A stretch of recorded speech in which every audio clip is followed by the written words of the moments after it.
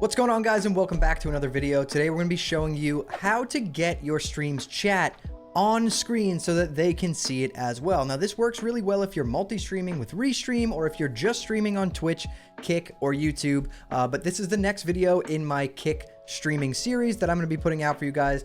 We have a video or two coming every week for the next 3 weeks with cool features and updates and things that you guys can do to improve your stream. So without further ado, guys, let's dive in.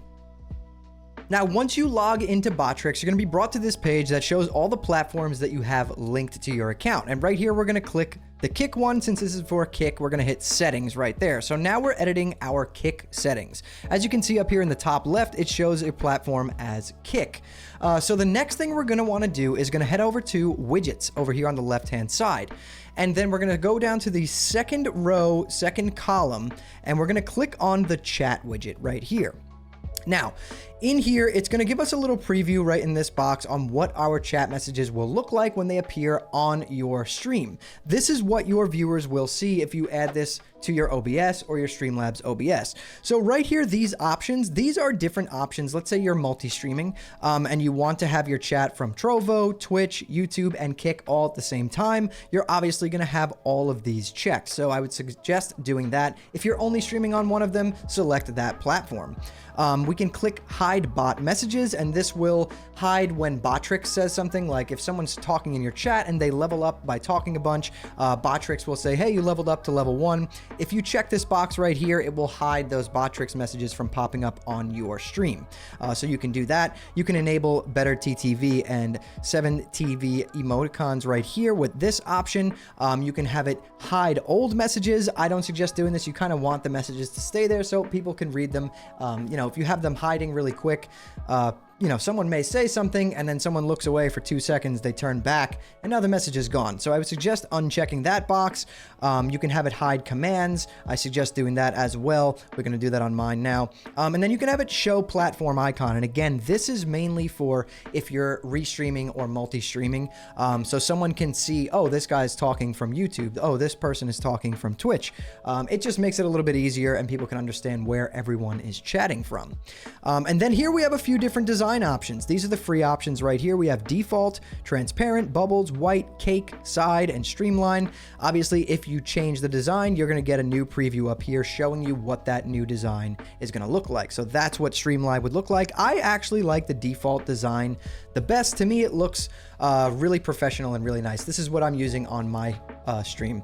So the next important thing here is the widget URL. What you're going to do is once you get these settings right, you're going to hit copy. So that copied this link to your clipboard. Let's head on over back to OBS. All right, so here we are back in OBS, and this is where you're going to paste that URL. What we're gonna do is whatever scene you're in that you want your chat to be visible, we are going to go to that scene, and then we're going to click the plus sign down here to add a source. And what we're gonna add is a browser source. So we're gonna create a new browser source, and we're gonna name this Stream Chat.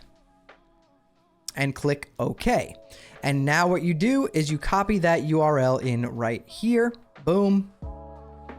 And then you could select the width and the height right here. Let's say if you're trying to fit your chat into a specific box, you would use these right here. Everything else in here you can completely leave alone. You don't need to mess with it at all. But let's hit OK. And now we have this box right here that I'm moving around, this red box.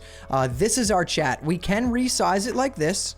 But what I was trying to say before is that if you go back into the settings using the width and the height, you can actually fit it perfectly inside any box that you need it to. Whereas if you just resize it like this, that's good to just make it larger or smaller.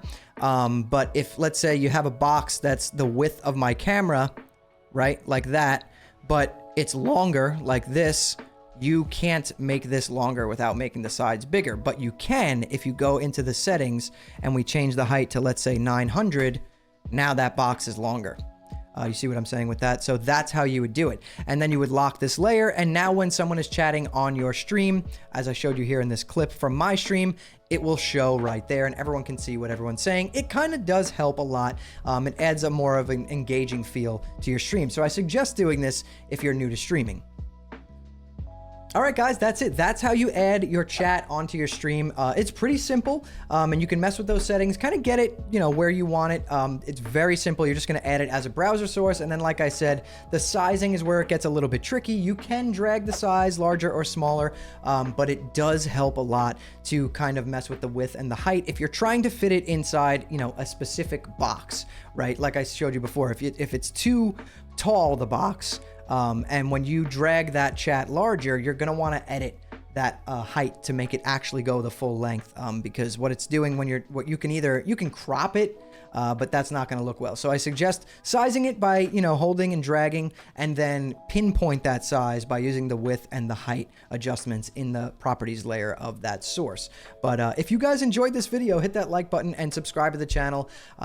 I have tons of videos coming out. We're doing an entire Kick series telling you guys how to do all sorts of different things on your streams to make it look a little bit more professional and a little bit more engaging for your viewers, because that's super important. And if you guys want to hang out with me live, I stream on Kick Monday through Friday at 8 p.m. Eastern Time at kick.com/hammerdance. So there'll be a link to that in the description below this video. But anyways, guys, that's all from me. I want you to keep those hammers up, and I'll see you next time.